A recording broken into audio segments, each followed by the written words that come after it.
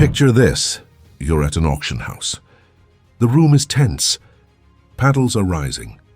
And the lot being sold, the item that's sending wealthy collectors into a bidding frenzy, is a single human tooth, not a diamond, not a rare painting, not a vintage car, a tooth, but not just any tooth.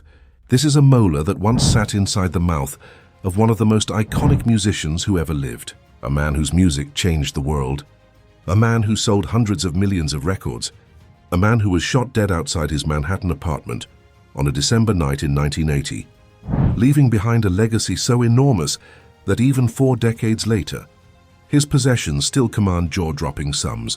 We're talking about John Lennon, co-founder of the Beatles, cultural revolutionary, and the previous owner of what is perhaps the strangest item ever sold at auction.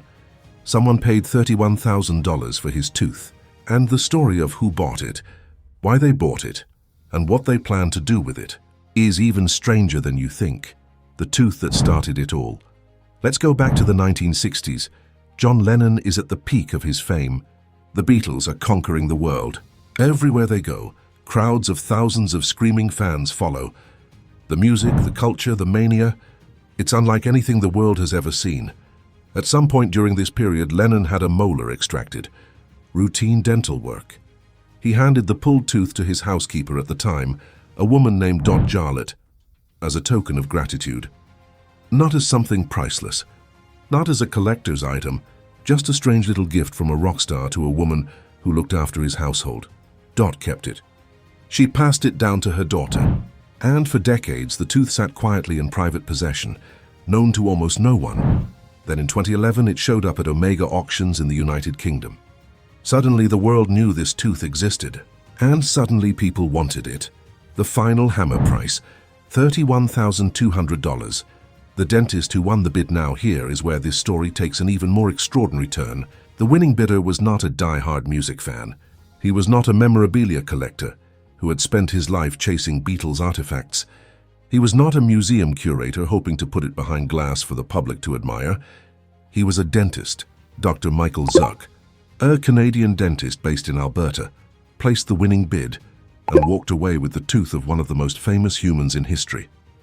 And his reasoning, completely, wonderfully, unapologetically bizarre. Dr. Zuck told reporters he intended to keep the tooth, to have it, to own it, to occasionally hold a press conference about owning it. At one point, he even floated the idea of extracting Lennon's DNA from the tooth and potentially cloning the rock legend. He said publicly that his goal was to one day have a partial John Lennon living among us. Now, whether that was a serious scientific ambition or a masterclass in generating publicity, the result was the same. A Canadian dentist owned John Lennon's tooth, and the world couldn't stop talking about it. Why do billionaires buy the bizarre? If you think the tooth is strange, you need to understand the world it lives in. Because the ultra-wealthy collect things that most of us would never even imagine putting a price tag on. This is a world where a billionaire will spend $80 million on a yacht, fill it with original Picasso-inspired frescoes, line the walls with alligator skin trunks, and then sell the whole thing 6 months later, because he's already building a bigger one. This is a world where a single order for yacht furniture, placed in the span of a 20-minute conversation, tops 200,000 euros, where Russian oligarchs and Arab sheikhs race each other to build the longest, most expensive floating palaces on Earth, where a personal submarine costing $2.5 million is considered a reasonable onboard accessory. In that world, a $31,000 tooth is practically impulse shopping, but the psychology behind it is fascinating.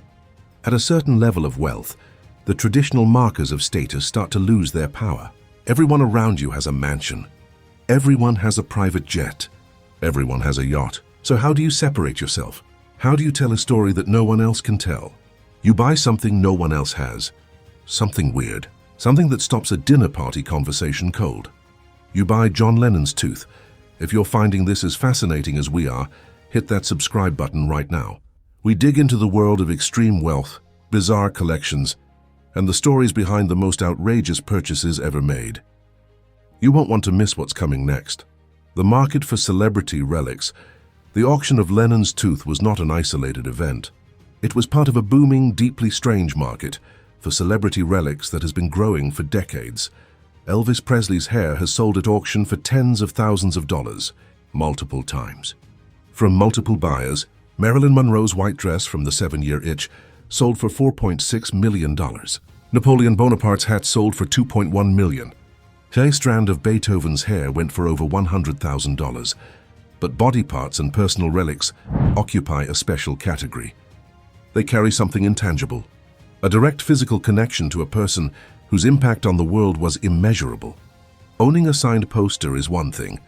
Owning a piece of the actual body of a cultural icon is something else entirely. For collectors in this space, it is not about morbidity. It is about proximity to greatness, about holding something that was literally part of a legend, about owning a piece of history that no photograph or recording can replicate. Dr. Zook understood this. A dentist perhaps more than anyone else appreciates the significance of a tooth. And a tooth from John Lennon, extracted during the height of Beatlemania, carrying that man's DNA, is about as close as you can get to touching history. What $31,000 buys you. In this world, to put the $31,000 price tag in perspective, consider this. On the mega yacht circuit, 31,000 euros barely covers a few nights of operating costs. The crew of a large expedition yacht earns salaries that add up to hundreds of thousands annually. A single week's rental on one of the legendary expedition yachts anchored off Greenland costs 800,000 euros, all inclusive. A single spontaneous barbecue organized for a Dutch billionaire's friends in a Greenlandic fjord, with a chef, a hostess, a 30-person crew on standby, and jet skis warming up on the side, likely costs more than the tooth sold for. In the world of ultra-luxury, $31,000 is a rounding error. It is the kind of number that gets lost in the margin of a bill for champagne flutes and alligator leather storage trunks. And yet, John Lennon's tooth generated more headlines, more fascination, and more cultural conversation than almost any yacht purchase ever made, because money can build you the biggest boat in the world. But it cannot buy you a story quite like this one. The Lennon legacy and what it is worth. John Lennon died in 1980, yet the commercial and cultural value of his name continues to rise. Beatles memorabilia remains one of the most competitive markets in the auction world. Handwritten lyrics, rare photographs, stage equipment, and personal letters regularly attract intense bidding from collectors. But Lennon's tooth belongs to a stranger category. It is not music, art, or a creative object. It is biological. It is physically connected to Lennon himself, making it something that cannot be reproduced, licensed, or replicated. Dr. Zook understood this perfectly. By purchasing the tooth, giving interviews, and discussing possible cloning ambitions, he transformed a bizarre object into a global story. Whether cloning Lennon could ever be scientifically or ethically possible remains doubtful. But the publicity alone became more valuable than the auction price. This is what extreme wealth often reveals. At ordinary levels, luxury means designer goods, expensive cars, or private travel. At the highest level, status comes from owning what no one else can own, and telling a story no one else can tell. John Lennon's tooth, held by a Canadian dentist, is one of the strangest trophies ever purchased at auction. If this story had you hooked from the first second, you know what to do.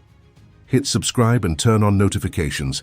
Every week we go deeper into the world of extraordinary wealth, bizarre obsessions, and the purchases that make the rest of us stop and stare. We'll see you in the next one.